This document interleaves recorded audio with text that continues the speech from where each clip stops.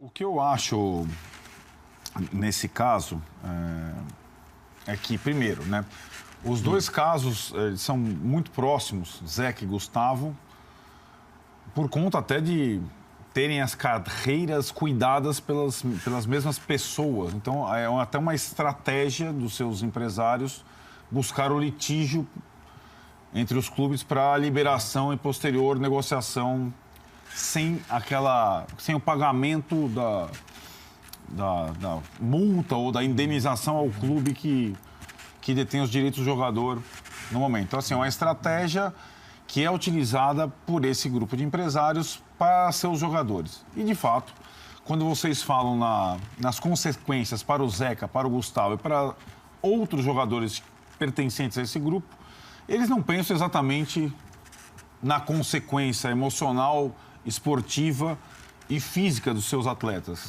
Pensam na questão econômica, somente isso. Pensam em levar vantagem na situação de uma negociação.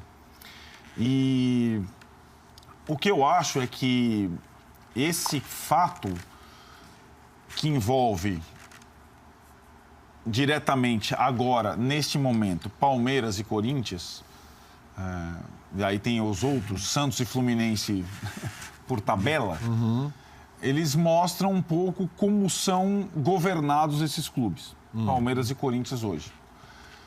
E mostram também um caminho que é muito distante da harmonia entre os clubes que o Juca citou. Fosse uma coisa acordada, fossem os clubes minimamente coesos, acho que esse tipo de empresário não vingaria, esse tipo de estratégia não vingaria. E não é uma coesão que... Aí também a gente tem que ficar muito atento a isso. Uma coesão que prejudique o jogador, que deixe o jogador... Porque isso já existiu também no passado. Os clubes, ninguém contrata, encosta o jogador e o jogador fica no limbo. Mas eu acho que um mínimo de harmonia entre os clubes e de mesmas diretrizes, digamos assim. Hoje a gente vê no futebol paulista uma linha muito distinta de comando entre os clubes. A gente vê o Palmeiras, que talvez nem precisasse do Gustavo Scarpa, fosse o clube que menos precisasse do jogador, tecnicamente falando, ele viu a brecha, a primeira brecha, contratou o Gustavo Scarpa. Quando a situação do Gustavo Scarpa ficou juridicamente viável naquele período, foi lá o Palmeiras, o Alexandre Matos, aqui, ó, vem cá, eu vou contratar. Passou o final de semana com o jogador, com a família lá e contratou o cara. O Corinthians agora, sob nova administração, teve a mesma atitude em relação ao Zeca. E acho que simboliza um pouco a linha que esses clubes estão seguindo.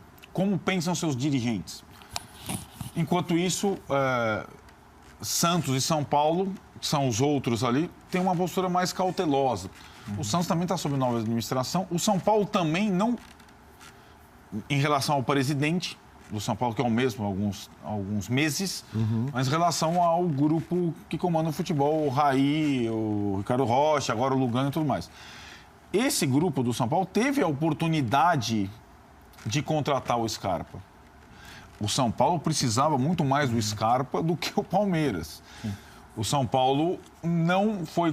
O São Paulo deixou claro desde o início com esse grupo que só aceitaria negociar com o Scarpa à medida que o Fluminense e o Scarpa se entendessem. E perdeu o jogador.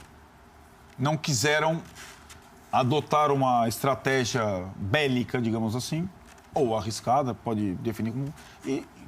E assim, a ausência do Scarpa e de jogadores desse tipo, a ausência até do Zeca, os dois jogadores caberiam muito bem no São Paulo, caberiam muito bem no Santos. Mas eles não têm, esses clubes não têm, talvez, nem a postura agressiva dos seus rivais hoje e nem o poder de caixa. Então, vamos com o que a gente tem.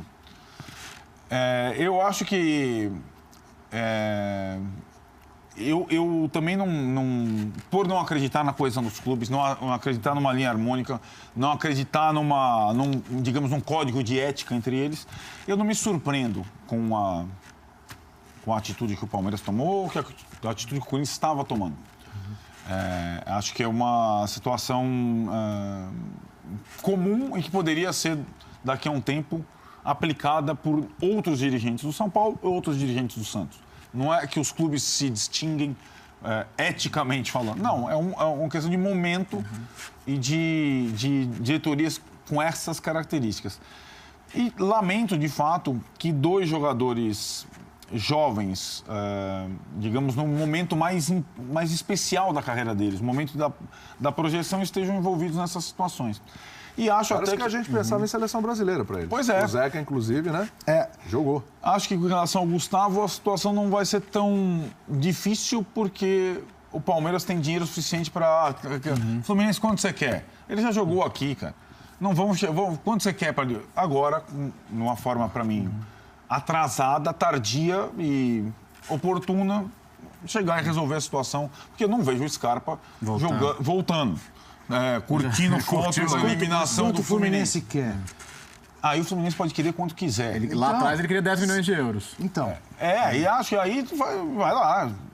Enfia a faca no Palmeiras, estoura o Palmeiras. Mas o Palmeiras tem? Tem, o Palmeiras tem o. Porque o Palmeiras já tinha combinado. Lembra-se que mudou, secou aquela fonte inesgotável de dinheiro da Dona Leila. Sim, eu sei. São Paulo é o eu sei, sem dúvida. Mas a ponto de pagar 40 milhões de reais pelo Scarpa? Eu entendo a pergunta, Juca. É um momento diferente do Palmeiras e um pouco diferente do momento da contratação do Scarpa, mudou alguma coisa.